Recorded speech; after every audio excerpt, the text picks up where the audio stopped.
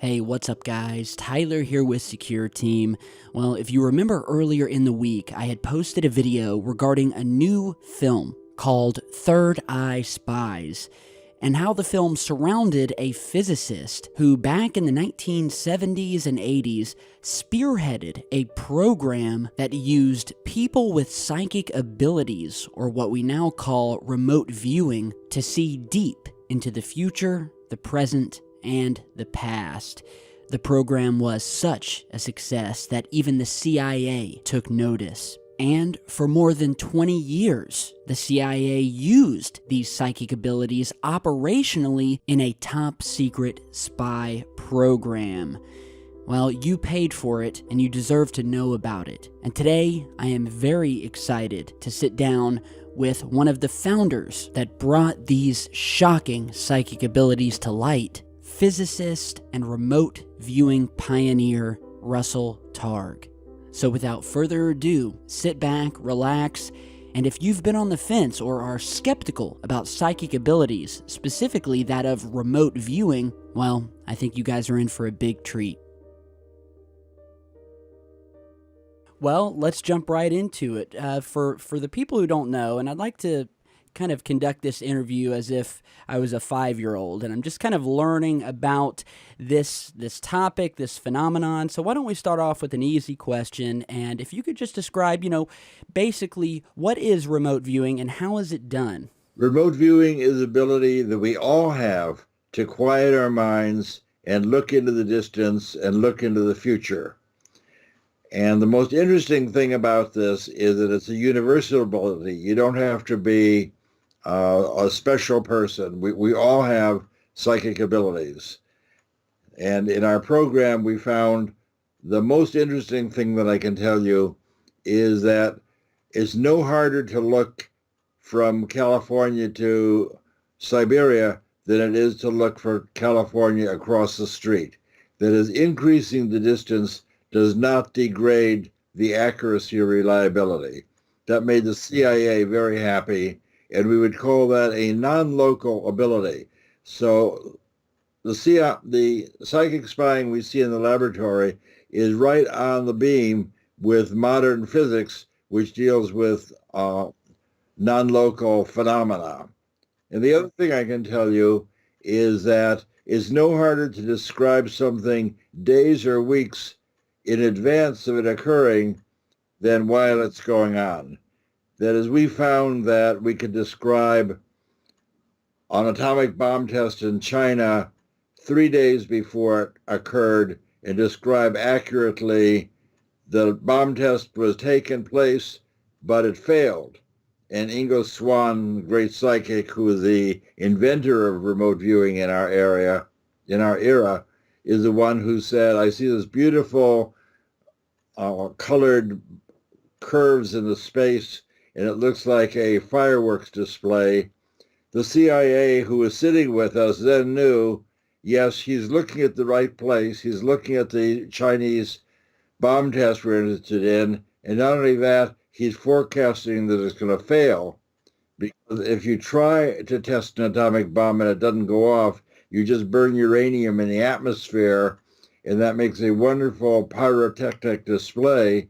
And Ingo drew the pyrotechnic display, and indeed, 3 days later, we know from satellite photography that the Chinese did the bomb test, it did fail, and Ingo was able to describe that with 100% accuracy, 3 days in advance, 10,000 miles away. Right. So, yeah, basically, guys, what Mr. Targ is speaking of here is, I guess you could basically say the remote viewing is a psychic ability. It's a practice where a person can sit in a room and they can get, I guess you would say, impressions or visions of something that is happening or happened very far away. It doesn't matter. It can be anywhere around the world. It can be in the past.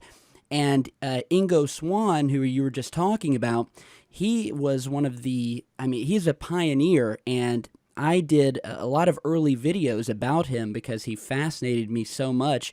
He and Pat Price, and in this new film that's called Third Eye Spies that's coming out, that is centered around you, as well as Hal Puthoff and these other remote viewers. Extremely well done film. I had a chance to sit down and watch it, and it was amazing. It was 2 hours of just learning things, 99% of which I didn't know. I mean, you can go online. A lot of people can think that these documentaries that are made these days, a lot of it's just rehashed material that you can find online. But I was extremely surprised, and I thought it was very refreshing to sit and be glued to the screen for 2 hours watching this film, learning about this psychic ability called remote viewing and just the level of accuracy that you would see with these different remote viewers. One of them being Ingo Swann.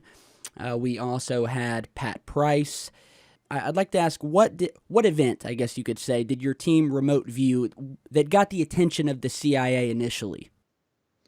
So we're talking about the true story of CIA psychic spying. And as you and I chatted beforehand, you were talking about abductions and UFOs and so forth. And I'm an old buddy of Jacques Vallée, so I'm read in on the UFO research. But in a certain sense, that what I'm talking about is not as far out as the things you usually talk about. I'm saying that a person can see into the distance, see into the future, experience what's going on there, can have an out-of-body experience, I was eager that nobody ever have a bad experience at SRI because I'm a physicist. I'm not really qualified to take care of somebody who's freaking out over an experience. So we never invited anyone to separate their consciousness from their body. That's outside our job description. However, the continuum of remote viewing to out-of-body experiences where you can travel to a distant place and have an interaction with what's going on there. You can bring more of your sensitivity, sensuality, even sexuality to a different place, to a distant place, and you can have a whole body interaction with a person or a place thousands of miles away. And this is an ability that's available, and this is not an imaginary ability. We've published our findings in Nature magazine, the premier journal in the world, and my journal, where I normally publish laser stuff, the Proceedings of the Engineering Society.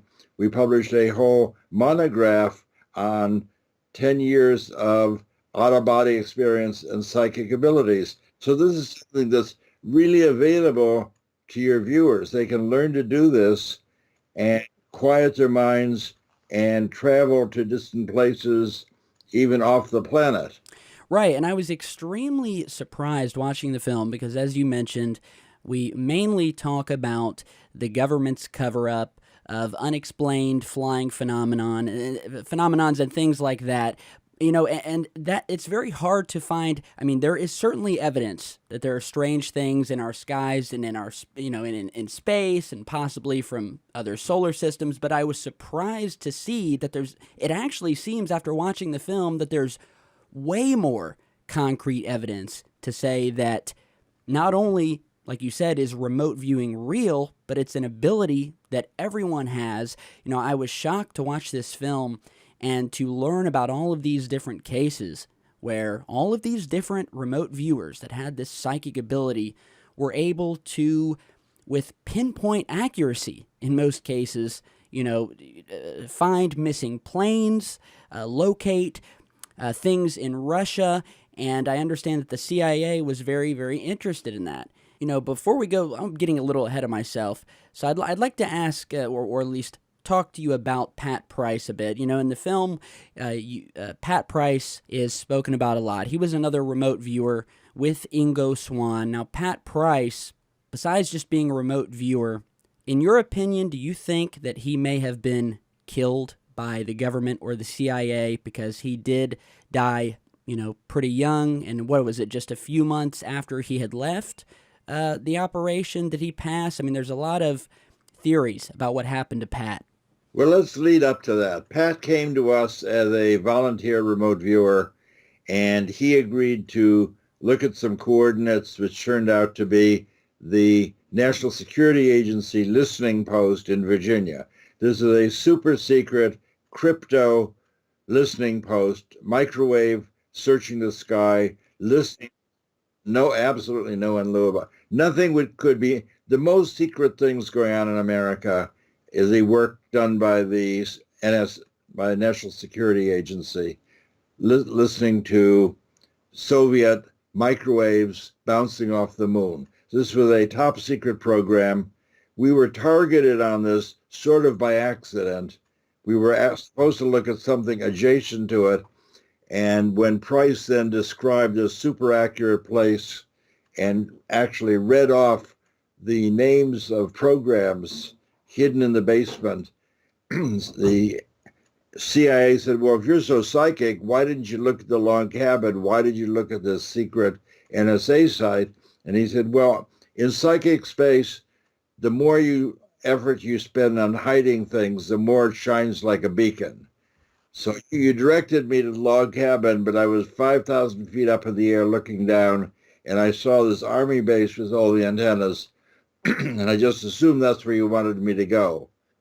So he described this listening site, then penetrated into the building, described the filing cabinets, and most remarkable of all, read the files and named the program and the other activities going there. And that was top secret information. And that's one of the things that began to worry the CIA. If this nice old man, psychic guy with no clearance can read documents in the vault of the NSA, that means he might be able to read the nuclear launch codes in the pocket of the president and launch a nuclear war. This guy, the kind of psychic Superman, because he can focus his attention anywhere on the planet. Right. So, yeah. One of the things we did with him is the Berkeley Police Department heard about our program and wanted help finding Patricia Hearst when she was kidnapped in 1974. So Pat Price and I and my partner Hal Putoff drove to Berkeley, and the Berkeley police said, well, we got a lot of questions we want to ask you. We know you used to be a policeman, Mr. Price. And Price said, let me show you how we do this. Just give me your mug book, the big picture book with all the people you've arrested in the last few years, and I want to see your mug book. So I stood there. Hal and I and another guy stood next to a big oak table. Price turned the page after page, and then he put his finger on a guy whose name turned out to be Donald DeVries and said, that guy's the ringleader. And the police said, well, we know who that is. He escaped from a low-security prison a year ago. And Price said, well, he's the ringleader of this group. And this is not for money. This is a political crime. But I suppose you don't need to know that now. What you'd like is a car, said Price. He said, the car is about 50 miles north of here, the kidnapped car. It's on the left side of the road toward the bay, across from some gas storage tanks. And as we stood there, the police in Berkeley launched a cruiser. They found the car just where Price said it would be. There's still shells, cartridges in the car. Of course, the kidnappers had left the car already, but we were able to identify the ringleader before anyone had ever heard his name, and then Price found the car. So that's the sort of thing we did for a decade at SRI. Right, and that was just one of many of the amazing cases where these remote viewers, people that knew nothing about these cases, are sitting in a room.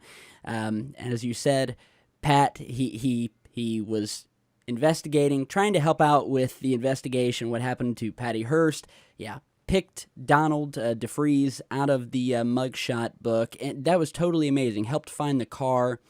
And, there's another, I don't want to give too many away from the film, but that's one of the most psychic things I've ever seen. Standing with Price, no one in the room had any idea who the kidnapper was. No one knew. And he just turned the pages and said, that's your man. Was it the first one in the mug book he pointed to? Very first picture? Right. That's the only one. He put his finger on he also said there's something about a wolf there's something about a Lobo, and one of the other kidnappers was named Willie Wolf. Yeah, it's amazing. I could not believe, I went into the film thinking, well, and a lot of people, when I told them earlier in the week that we're going to be doing this interview, I mentioned remote viewing, and a fair amount of people knew what remote viewing was, and they even referenced in the comments of the video that yes, indeed, everyone can do it.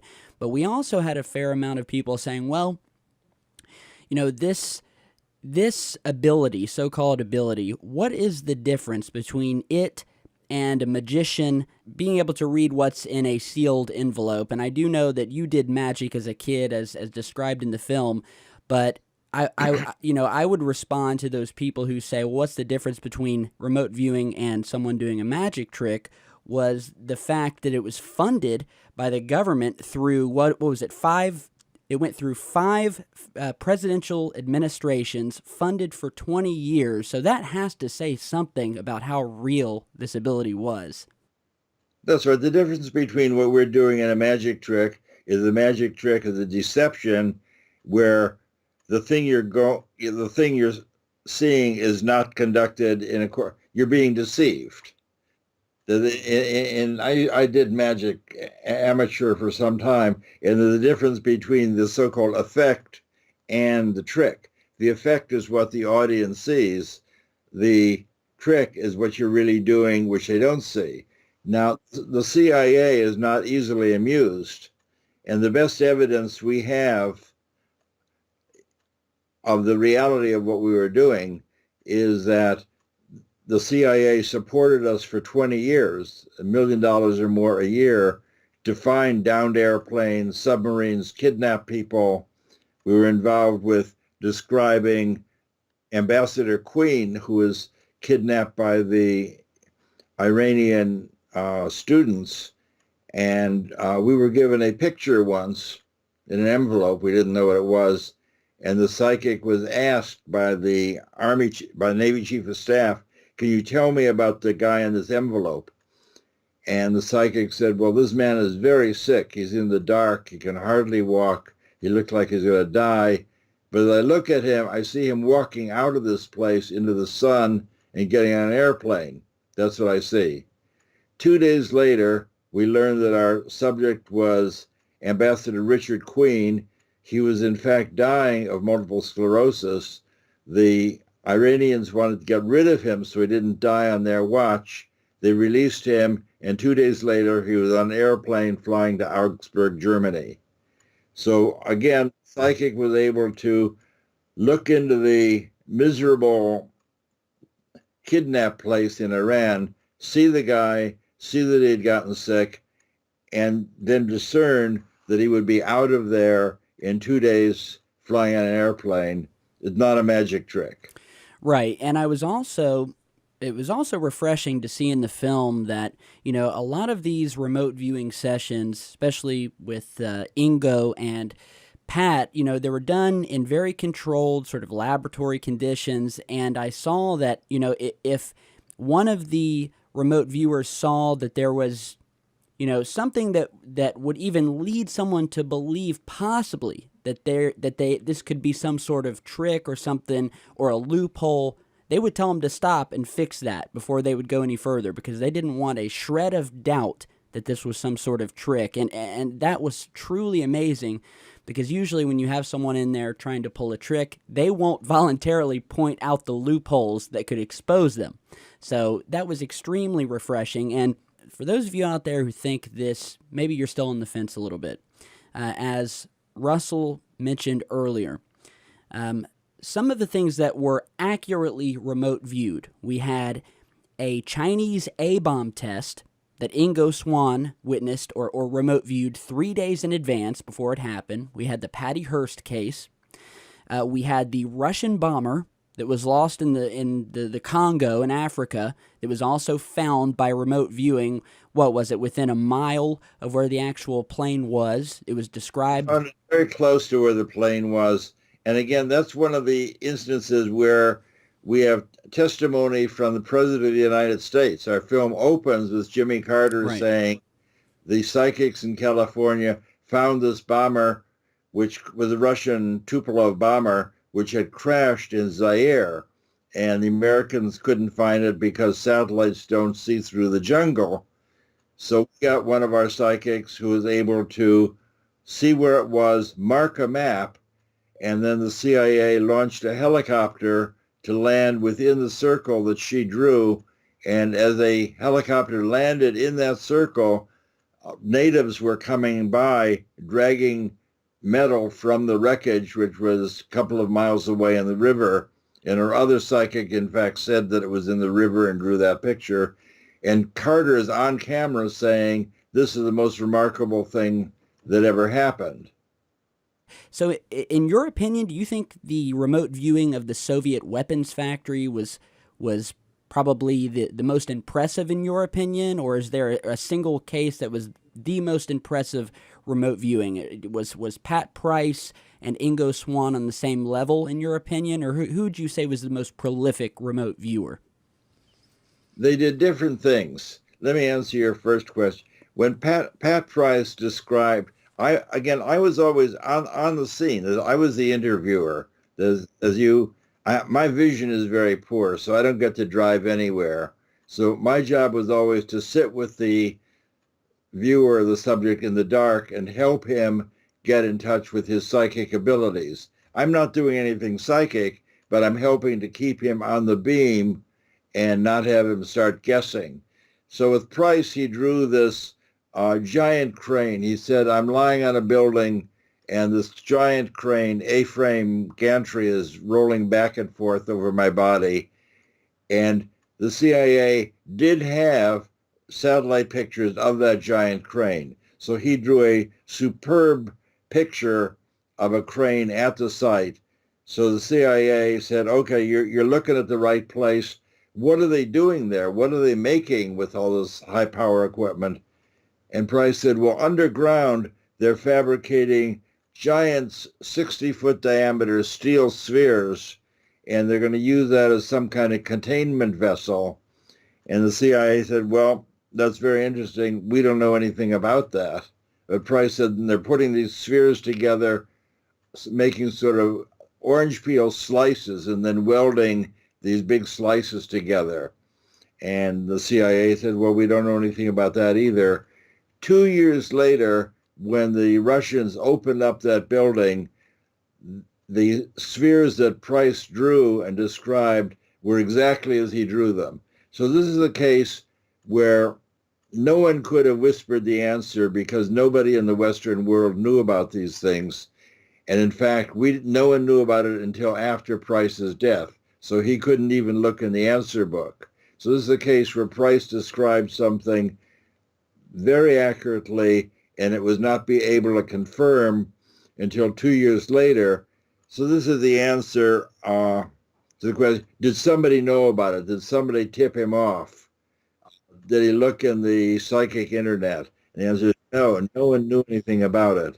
In fact, the CIA was so impressed and frightened by the fact that they have Superman here in California hanging out with the hippies that they took him from California to Virginia and hired him as a contractor for the CIA.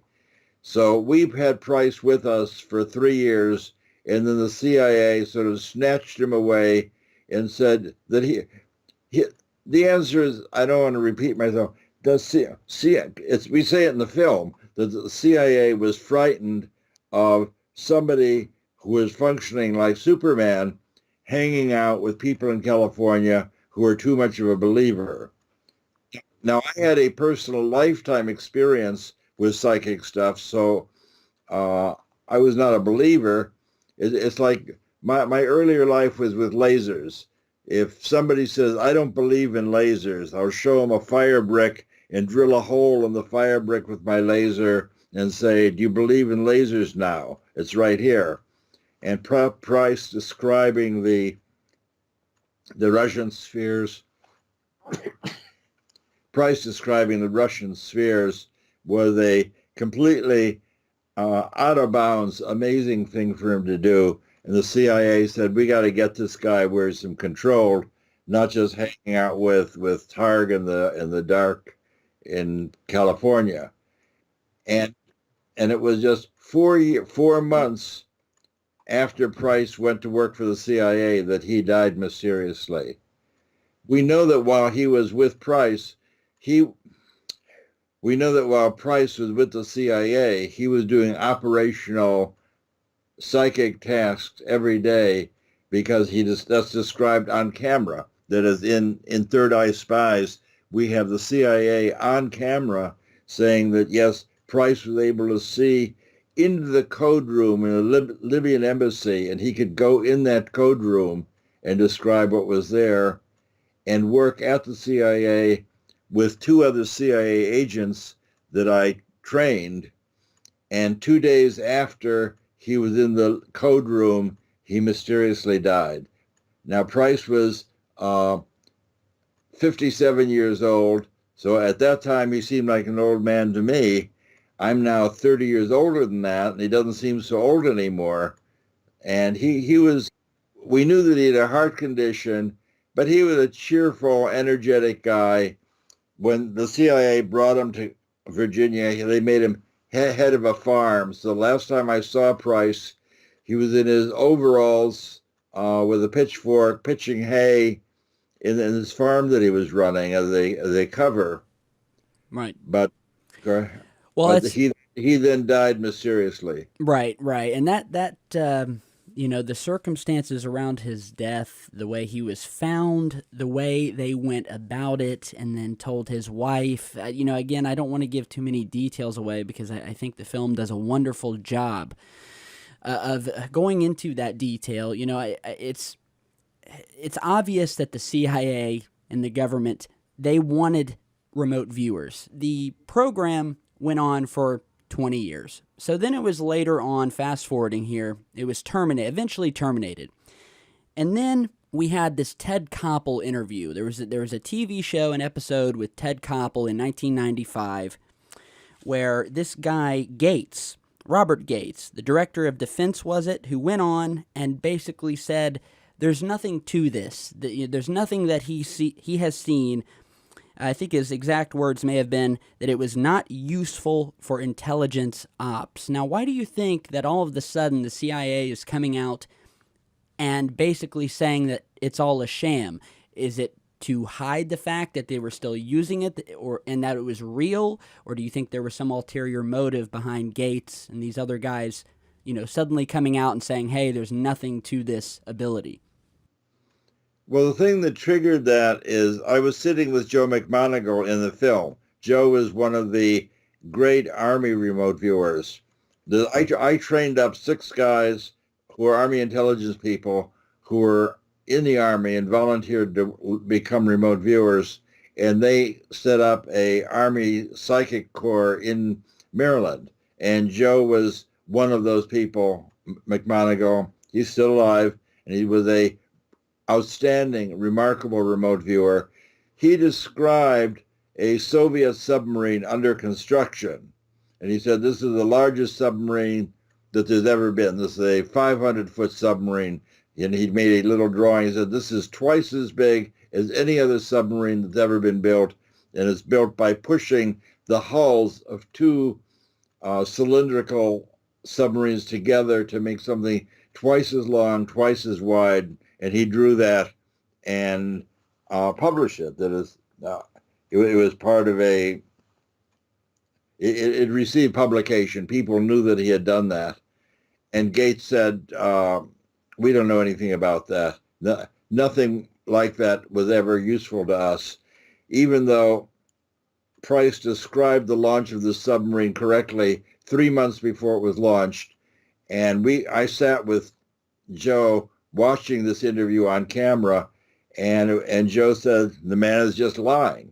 That he knows that, in fact, he told the Army Corps that it was just Joe's lucky day that he picked the right thing. No one denied that Joe had accurately described this brand new phenomenal submarine, but Gates is on camera with Ted Koppel just lying his ass off, saying that we never told them anything they didn't know, which is absolutely untrue, because the Army group, at risk of getting inside baseball here, the Army group was in business for 20 years doing operational remote viewing principally for the CIA. So the CIA was paying the tab on these 8 or 10 Army psychics who were doing operational things for the CIA. So just a big lie saying that we weren't providing useful information. Right, right. Do you think? Well, I mean, my belief is that because this program was obviously such a success, I would have to think that the at least the U.S. government. We know that the Russians were heavily into this, had remote viewers of their own. I would think that even today, the U.S. government would still have to be practicing remote viewing operationally at at one form or another. I would have to believe that because after seeing the film, it was just amazing, the accuracy. And I think, again, a reason that they would likely, someone like Gates would come out on national television and say this is hogwash was because they don't want people to know that everybody has this ability. Because in the film, it showed, they did a little experiment with a group of average everyday people, and I was amazed by the accuracy that these just normal people who came in off the street after a little bit of training were able to produce in their own remote viewing sessions. So I definitely think that the government is doing what they do best. When they have a secret, they come out and say, hey, it's hogwash, and they've been doing that with UFOs for years. I don't mean to be silly about that. Some people are more psychic than others. It's like musical ability. If you want to learn to play the piano, it's extremely likely that if you work with a teacher for a half a year, you will be able to play the piano starting from no talent, no experience at all. However, that won't get you to Carnegie Hall no matter how hard you try.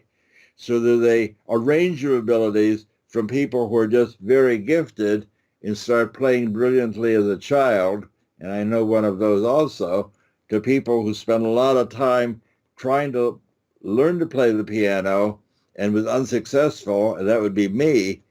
But all of us can learn to do something. You can play a little jazz, you can play something on the piano because it's an ability that corresponds to what we can do. So psychic ability is like that. We have an Ingo Swann and Pat Price and Joe McMoneagle, and I don't want to forget Hella Hammond.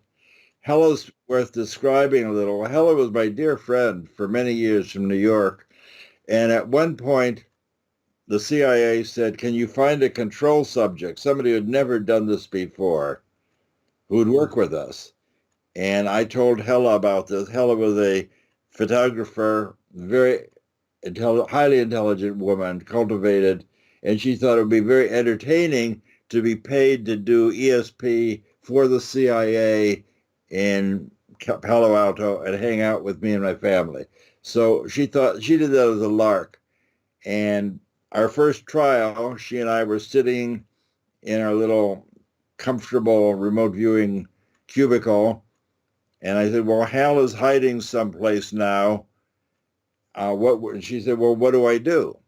And I said to her, as I always say to people, just take a couple of deep breaths, quiet your mind, however you'll do that, and look for surprising images to show up. And you're looking for you're not guessing, you're just looking for surprising images. And she said, well, I see an unusual construction up in the air. There's squares within squares within squares. And it turned out Hal had been sent by a random procedure we used. He was sent to a pedestrian overpass across the freeway. And if you look at the photographs that we took of where he was standing, and this appears in the film, it's a remarkably accurate match to what she drew. And this was her #1 trial. So the surprising thing that has to be told is that we then did 9 trials with Hella, replicating the 9 trials we did with Pat Price. Pat was highly successful, so that in his 9 trials where we were trying to describe where he was hiding, he got 7 out of 9 first places. What that means is if he was kidnapped 9 days in a row, we would have found well, if put another, if Hal had been kidnapped 9 days in a row, Pat Price would have found him the first place he looked 7 out of those 9 times. And that's highly significant. It's odds of 1 in 100,000. And that was publishable. We published, that was such a strong result that we published that in Nature. Then Hella came along 2 years later, our control subject, did 9 more trials, and Hella's drawings were even more accurate than Price's, and her results were significant at odds of 1 in 1,000,000. So you got to hear in one sentence, the control person who had never done this before came in off the street, learned remote viewing, became 10 times more significant in an experiment than the most psychic man in the world. And that should inspire your viewers to try and do this. Oh, I have no doubt they will. Even without seeing the film, just from hearing this interview, and I know for a fact that many of them already are, as they told me in the comments of the video where I had told them I'd be doing this interview.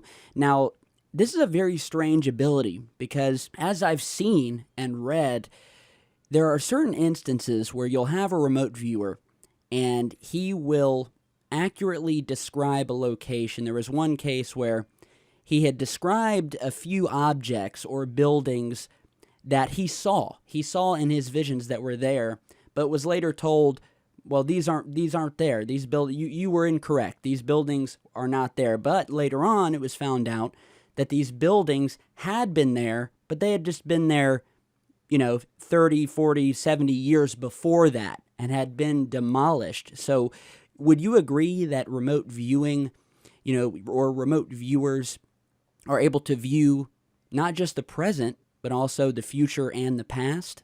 They can definitely describe the present, the future, and the past.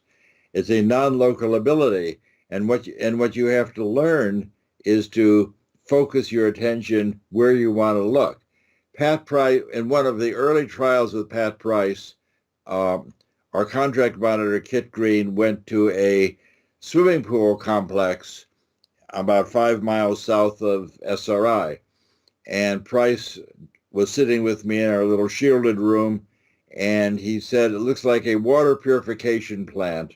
There's a rectangular body of water, 60 by 80, and the round body of water about 100 feet in diameter, and there are these 2 giant water tanks, which he drew. So a half hour later, we all went to the swimming pool complex. His drawing of the 2 swimming pools, 60 by 80 and 100 feet in diameter, was exactly correct. It was as though he had made a plan view of what's actually there. Right. But of course, there's no water tanks. So we said that this is some kind of analytical overlay. Price guessed that it was a water purification plant, and he made up the water tanks to go with it. That was very disrespectful because Price was a great viewer. 10 years later, the city of Palo Alto sent the residents a picture book of what the city looked like 100 years ago. And 75 years before Price made his drawing, this was a water purification plant. There were 2 giant water tanks there. In fact, those 2 water towers, which are shown in the photograph and shown in our movie, would have been the tallest thing in the city of Palo Alto. They were just no longer at that site, just as you pointed out. So he described where the contract monitor was hiding quite correctly with the swimming pools and added in the big thing that used to be there but is not there anymore. Right, and I think that illustrated wonderfully the fact that remote viewing, in my opinion, it's not just seeing something in the present. You can see things that have been there in the past or happened in the past and the future, and that begs the question, does remote viewing show us that time and space are merely an illusion? Many people believe that we're in a holographic simulation and that time and space aren't real. Do you have an opinion on that matter as far as time and space? I don't think that time and space are an illusion or a hologram. I'm an unreconstructed physicist. I'm a logical positivist. I do experiments for a living. I build stuff. And I know that our equations of space and time actually work quite well. However, from the data of remote viewing, it's obvious that we somewhat misapprehend the nature of the space-time we live in. There's more going on.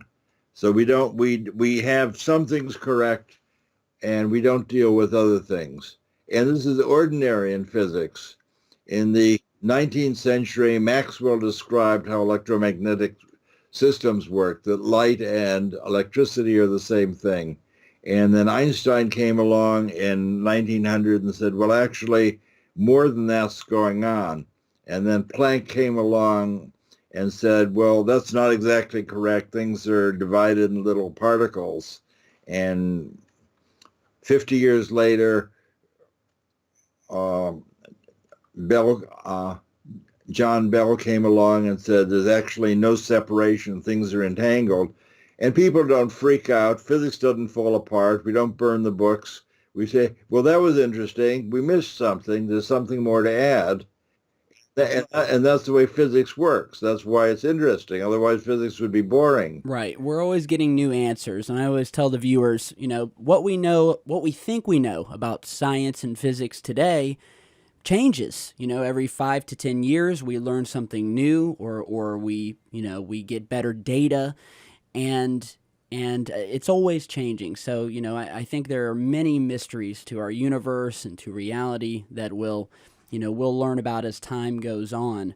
Now, speaking of time and space, well, more importantly, space, Ingo Swann famously, I think it was in his book Penetration, it may have been, but it's said, and I wanted to ask you about this. Well, it's two things. I want to start with Ingo. He said that he remote viewed what he thought were some sort of bases, possibly alien bases on the backside of the moon. That he mentioned it, but that it worried him. It made him very it was very disconcerting what he said he saw. And then you had mentioned, I believe, that Pat also had remote viewed either UFOs or alien bases, and that he passed that information up. So have you had any experiences, since you know these men personally, you knew these men, regarding them remote viewing aliens, UFOs, or just strange things in our skies that they may have passed on to the upper levels of the government? Well, Ingo was a great psychic. He was able to quiet his mind and describe rings of ice around Jupiter 6 months before the Pioneer spacecraft got there. Right. So Ingo is not bound to the planet. He was able to look 500 million miles away instantaneously and see the rings around Jupiter that no one had ever known about before. So that's a testimony to his prodigious ability. And there's no doubt about that. And his awareness led us to do this program, this remote viewing program, rather than card guessing or some other thing that did not work as well as remote viewing. So Ingo is really the father of remote viewing in the modern era. Now, with regard to bases on the other side of the moon, I don't know any more about it than you. I know that Ingo was a science fiction writer. In addition, he had a very fertile mind. He wrote a number of books about different kinds of things that he experienced psychically, Right. which we don't know anything about. Right. I mean, people have been to the other side of the moon now. The Russians and the Americans and the Chinese have seen the dark side of the moon. They may not be telling, and we'll learn in a few years if Ingo's structures were there. Right. Right. Price came to see us one day and said, I've been looking around for UFO bases, and I found 4 bases on the terrestrial planet. There are bases where construction and repairs are being made at Mount Hayes in Alaska, in the Pyrenees Mountains in Australia, and in South America.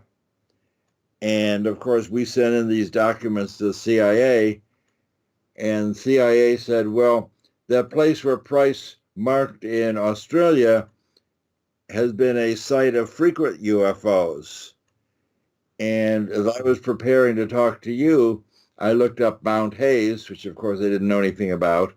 But Mount Hayes is a tall mountain in Alaska, which is famous these years, now 40 years after Price, it has become a hotbed for UFO activity, and my little internet search led to all sorts of good-looking UFO pictures up above Mount Hayes, which Price named as a UFO base in Alaska. And that's right. I mean, the evidence that something is in our skies, whether it's from something off planet or it's our own technology, we don't know. But there certainly is evidence that there's something going on.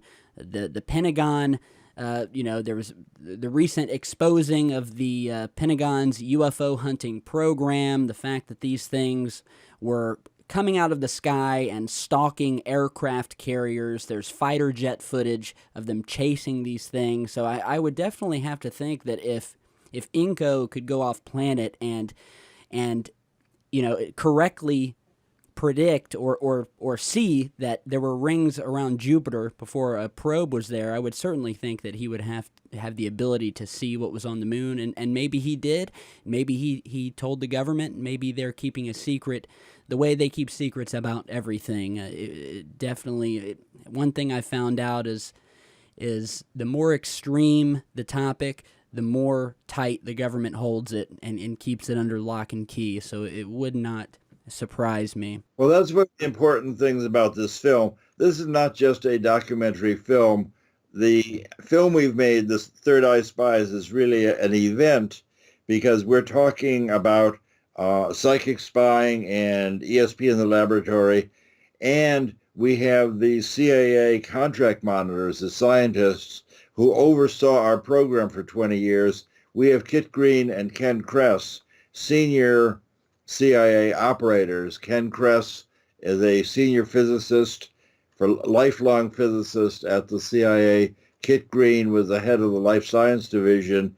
And both of these scientists are on camera throughout the film saying, yes, we've been polygraphed, and I want to tell you the things that Targ is describing actually exist, and we were there to see it.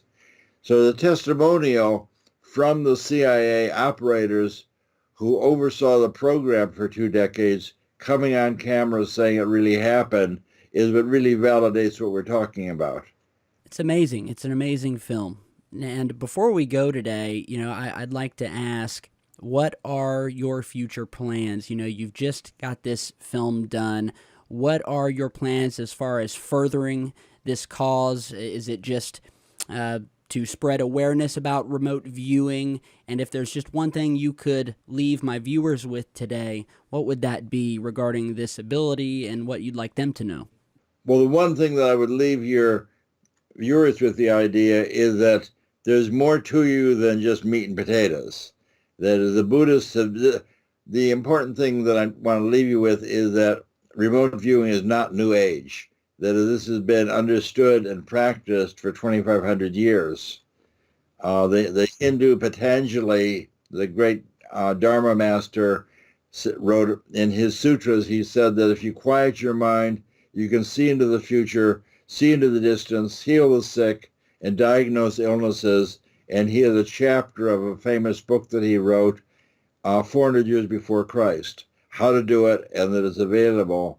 And the Buddhists have been teaching for hundreds of years that your nature is timeless awareness.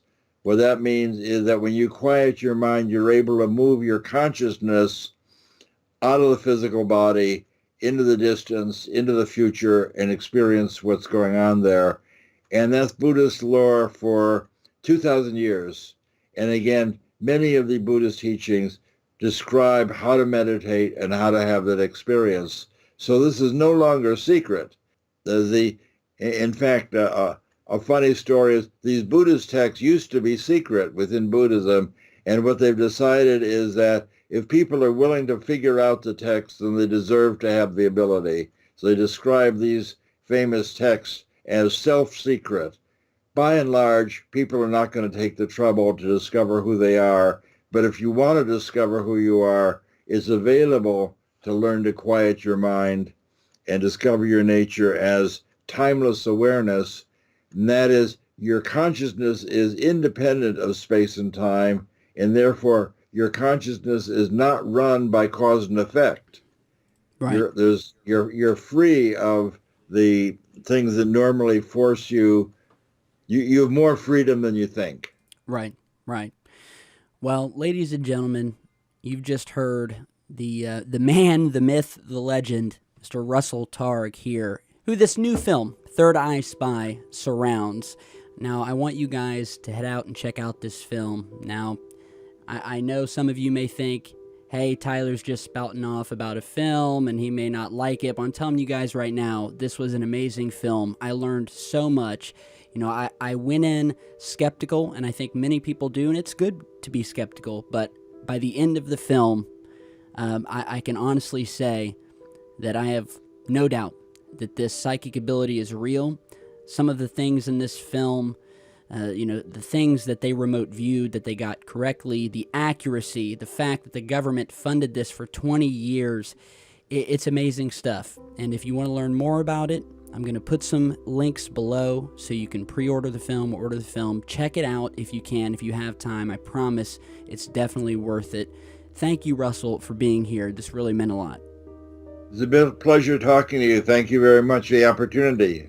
No problem. We do hope to have you back really soon. So thank you, sir, and have a great rest of your night. Thank you.